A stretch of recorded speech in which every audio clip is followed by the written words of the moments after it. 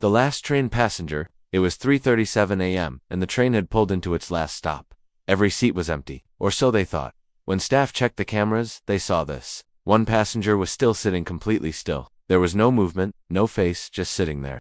The train conductor knew this passenger had to be there because the cameras hadn't glitched before. But how could he be in the last carriage with no one else? And why didn't he move? Was he breathing? Was he alive? The train lurched forward slightly as the doors opened and security rushed to the carriage. But when they opened the doors, every seat was empty. The cameras kept showing someone sitting in that spot, but in real life, no one was there. The last train passenger was never supposed to get off at this stop. He missed his stop, but somehow he wasn't on the train. Where did he go? How did he disappear? This happened on an ordinary day, in an ordinary city. A city with an above-ground metro system that runs all night long. There are always trains passing by every 5 minutes. And this is what makes this story so terrifying.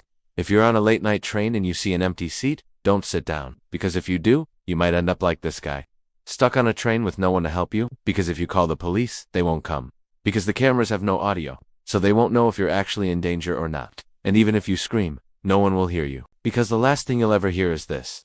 The sound of the train getting further and further away, as it pulls away from the station, deeper and deeper into the tunnels, where no one can hear you, no one can save you, no one except for maybe him.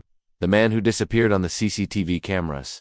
Was he a ghost? Was he a demon? Or was he just a normal guy who got off at the wrong stop? Now it's your turn to decide. Would you stay on the last train, knowing that someone else refused to leave? Subscribe for more viral horror stories.